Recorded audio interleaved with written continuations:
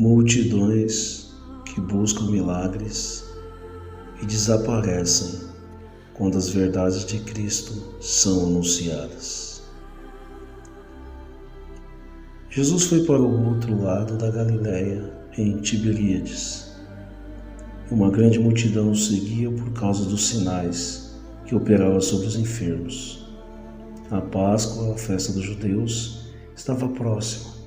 Eram quase 5.000 homens, e com apenas 5 pães e 2 peixes, Jesus fez um milagre multiplicando os pães e os peixes, alimentando a todos, e deu ordem aos seus discípulos que recolhessem os pedaços que sobraram para não os perder, e encheram 12 cestos de pedaços dos 5 pães de que sobraram. A multidão, vendo o milagre que Jesus tinha feito, disseram: "Este é verdadeiramente o profeta que devia vir ao mundo." Jesus, sabendo que a multidão havia de vir arrebatá-lo para o fazerem rei, se retirou sozinho para o monte. Jesus se retirou primeiramente porque reconheceram ele como um profeta e não como filho de Deus. E estavam atrás dele não por causa de seus ensinamentos, mas pelos milagres, como está escrito em João 6, verso 2. E grande multidão o seguia porque via os sinais que operava sobre os enfermos. E outro motivo está em João 6, verso 22 em diante. À tarde, os discípulos desceram para o mar, entraram no barco e atravessaram o mar em direção a Cafarnaum. E Jesus alcançou eles andando sobre as águas. Entrou no barco e chegaram do outro lado. No dia seguinte, a multidão procurava Jesus e entraram em outros barcos em direção a Cafarnaum, em busca de Jesus. João 6, 25 a 36. E achando do outro lado do mar, disseram: "Rabi, quando chegaste aqui?" Jesus respondeu e disse-lhes: na verdade, vos digo que me buscais não pelos meus sinais que vistes, mas porque comestes pão e vos saciastes.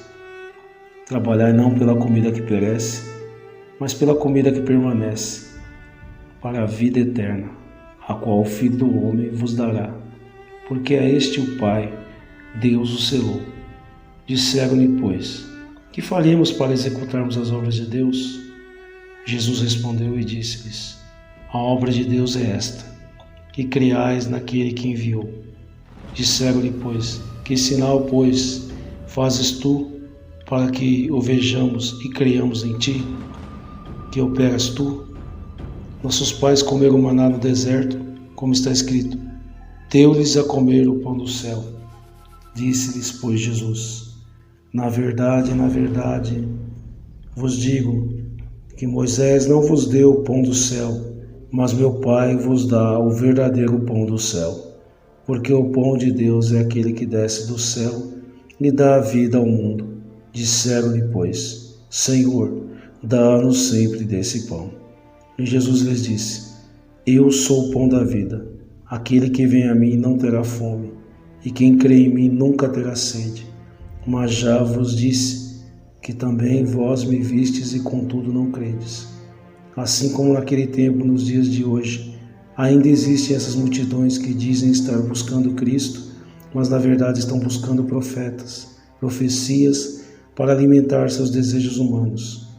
E quando são confrontados com o verdadeiro Evangelho de Cristo, rejeitam a Cristo e suas palavras, buscando um falso Cristo profeta que profetize heresias, pregações que alimentem seus desejos e ilusões, estruturando pessoas a um falso evangelho, amantes de mentira. Quando Jesus fala que Ele é o pão da vida e que sua carne é verdadeiramente comida e o seu sangue é verdadeiramente bebida, Ele fala a respeito da sua carne, que é a sua vida dada para nos salvar.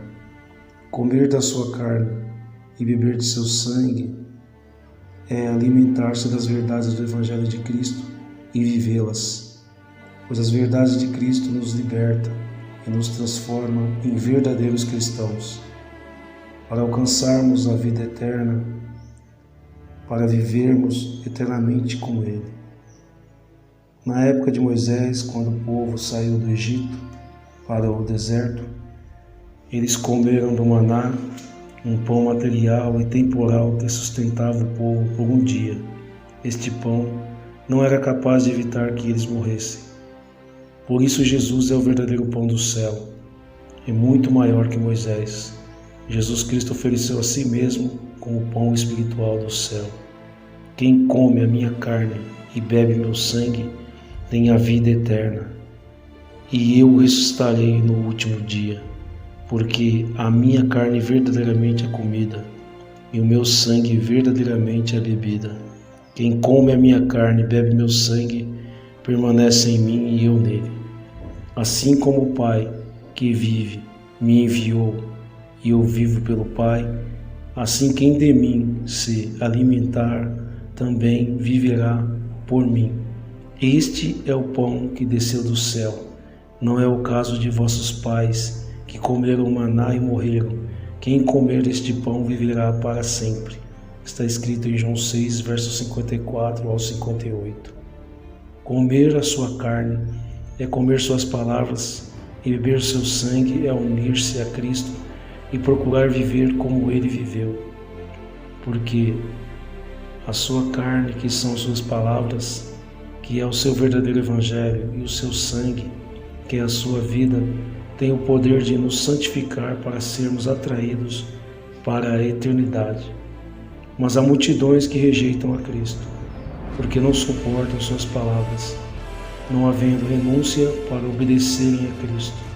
Para se livrarem da mensagem de seu verdadeiro evangelho, rejeitam o mensageiro que fala através do Espírito Santo de Deus.